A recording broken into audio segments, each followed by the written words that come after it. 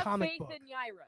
I have faith in Yaira. Why is that? You keep insisting that you like Yaira. You like the character. Have you seen design. her character design? There you go. There it is. There's the autism. The character While I design. fix your camera, why don't you just explain a little bit about what there could possibly be to like about Yaira? All right, am I going to single mode now? Am I going to single mode? No, I'm just fixing your camera in this mode, and if you change out of this mode, I won't be able to do that. Okay, so Yaira, first of all, did you see the colors of her suit? Okay, we got blue, you got gold, and you got like a charcoal gray, which is pretty cool. And also, it seems like Yaira has like some cool ice powers. You do the ice power. I like that. First of all, Yaira seems to be a very strong, independent, strong woman. And that is exciting. We don't get a lot of strong, independent, strong women in media ever, okay? So I'm excited. I'm excited for the Yaira book. I want to know more about Yaira. I want to know more about her backstory. It's the tiniest bit was uncovered, but we have an entire book dedicated to just Yaira because Yaira is so cool, okay? I keep mentioning her design. I keep mentioning her design because it is the coolest design that I've ever seen ever. Like, I don't think that I've ever seen as cool as this design. Like, let's just pick up this Fantastic Book 4. Not as cool as Yaira. Fantastic Four book, rather. So I just want to say that Yaira has cooler designs. Okay. I just really like her design. I'm interested in her character. And, she has ice powers. Okay, I don't see a lot of characters that have ice powers that are also as cool as looking as Yaira is. Honestly, I don't think I see that a lot in media. And I want to see her powers expanded. First of all, I do especially like the bodysuit. So first of all, I bought a Yaira. I'm gonna make a cosplay for Yaira, okay? And so I bought like some what was it called? Some like fabric and like a bodysuit. Why are you boring everybody? Well, you walked away. Go into details more correctly. Don't talk in vagaries. Oh, I like the design because the design is designy compared to the designs in these design books. Okay. Like, just say like, oh, I like the way that the hair is designed because it. I like how long when we and first eloquent. meet her, it's in a ponytail, and I can cosplay as that or whatever. Look, I like her long, beautiful blonde hair. It's the first time we meet her. She's in some sort of gym getup, and that seems very easy to cosplay. Like, she's just like wearing leggings and like a blue headband, and then she's also like wearing some sort of like a double shirt. So we have like a sports bra underneath, and then like a crop top overneath it. Overhead, over on top. Overneath it. I liked that word. Okay, I'm adding it to my dictionary in my brain. That's why I said it like that. I'm just remembering it. Okay. You should not, like Yaira just because you saw her. I mean, the character. I'm interested in the character. Speaking of characters, though, you kind of spoiled what we were doing here. Oh yeah, I gotta do that. I gotta do the bumper and such. Hold on. I will run my show. Okay. I know what I'm doing. Okay, tell me. You have to tell me autistically. I'm a god. Okay, I won't know unless you say, okay, roll that bumper. And I hadn't yet. Okay. I just needed to know. You don't need to know anything I don't tell you. Okay. All right. All right, Mint. Let's roll Mint Salad's first ever Mint's Got Issues review. Don't roll the bumper just yet. You have to wait till I'm done talking. Okay. This is going to be cut out from these episodes, these live streams. And she's going to do up to 2 of them a week starting next time. This first episode will just be Fantastic Four, issue number 1, to start to build a foundation of comic book interest. But she has a huge stack of indie comic books that she'll go over at the very end of this review. And in your review, just be like, at the end, be like, and here's a huge stack of comics I'm going to review in this series. All right. So the goal will be to go from mainstream comic to indie comic, back and forth, one of each every week on the show going forward every Wednesday. That would mean 4 comic book reviews if we were to bring the show to Wednesday and Saturday. Okay. So, but it would be great for her to just be able to film these reviews, and you'll get to see her do it live here with her own overlay set up for it. Yes. And I want to see what Mint thinks about all these I want to see if she really thinks Alpha Core is that much better or worse than say Bronze Star. Like how will Gooding compare to something from Alpha Flight, or to a #1 issue of something like Powers by Brian Michael Bendis? Will Preacher look that much better or worse compared to say Isom, which is the best comic book anybody has ever heard of? Yes. And now, roll that bumper. All right. Oh yeah, those are good because of Jesus. Now there's none of that.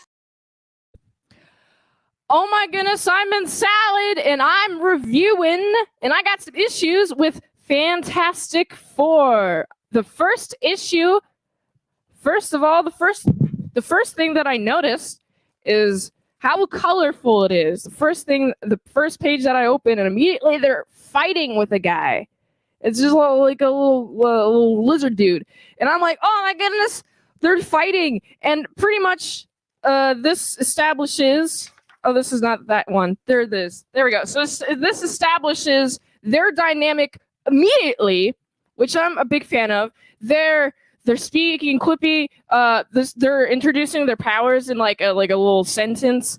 And then, wow, it's a Fantastic Four. I don't think I've ever seen something like this, like where they have just like the characters at the very top. So anyway, so we got the Fantastic Four is being shown, and we have immediately like people are like, oh, what's happening, right? Intrigue. I'm intrigued immediately already.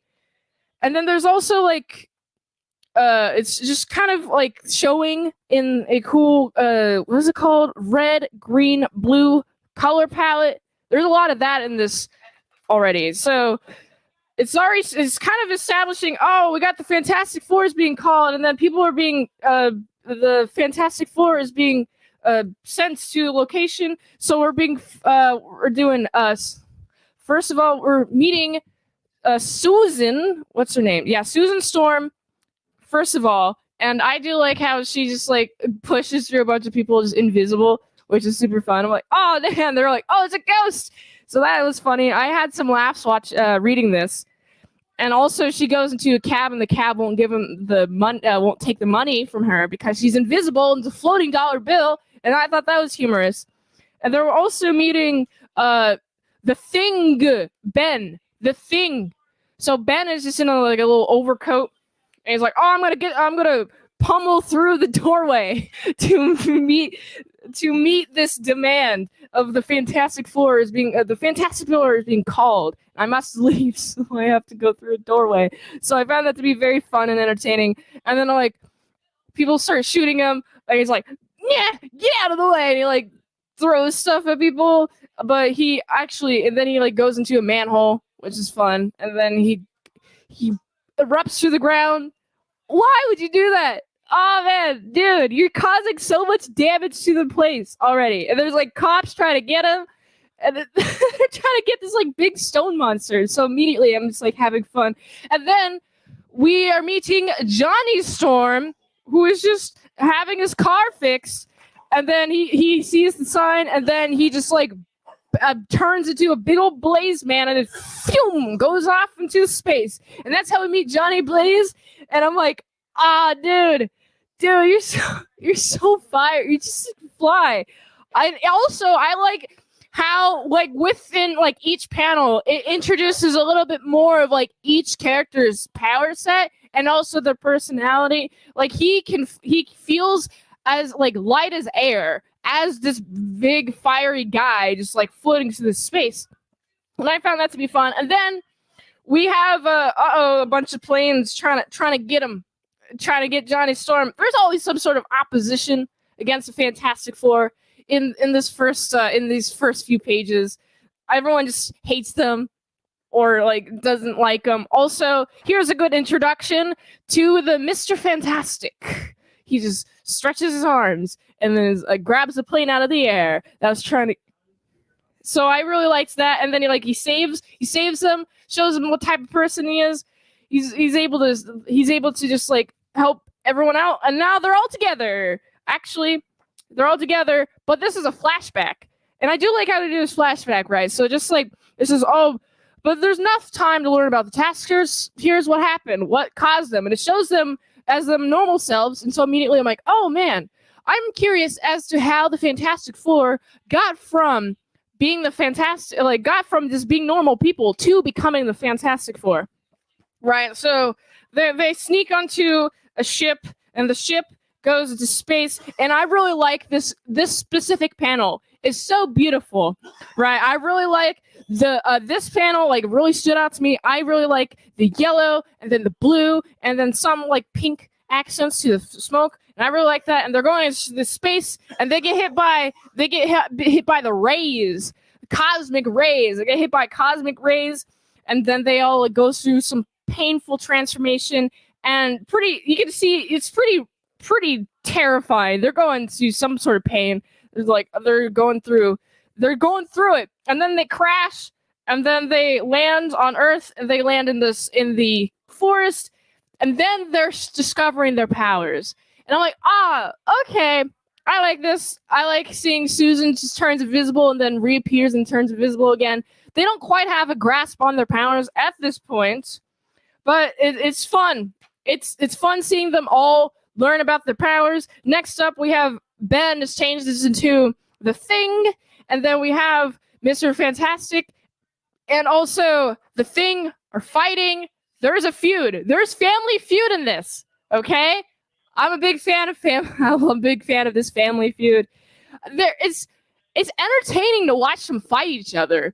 And also with Ben like taking a big old tree out of the ground and swinging it at Mr. Fantastic. And he's like, oh, this is how I learn how I do my powers. Okay.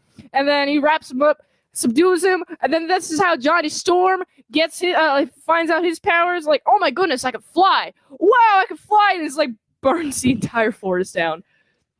So this is fun. I really do like this. Is like the final page of issue 1. So they're discovering their powers, and now it's time to find a name for them. I love their name process. Of course, Johnny's like, I'm calling myself the Human Torch. And then Susan, I'm calling myself the Invisible Girl. Ben, I ain't Ben anymore. I'm what Susan called me, the Thing. Basically took his name from Susan. And then Mr. Fantastic. And I'll call myself Mr. Fantastic. And I'm like, dude, you're not even like going based off of your powers at all. You're just, I'm fantastic. I found that to be very humorous. And then the very, very final, and so is born the Fantastic Four. And from that moment on, the world will never be the same again.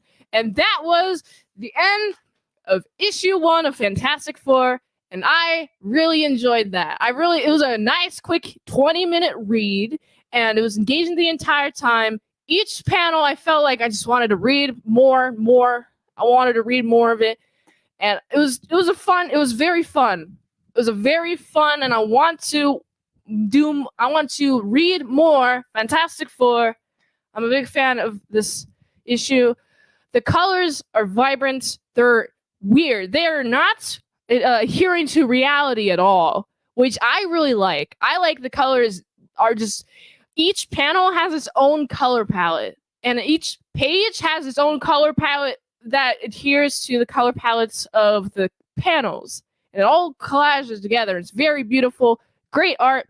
I'm a big fan of this art, and so I think I gotta give this first issue of Fantastic Four like a solid 7 out of 10. And I'm going to talk about it with Riley on the Clippaverse show. So if you like this review, watch another one. The algorithm really likes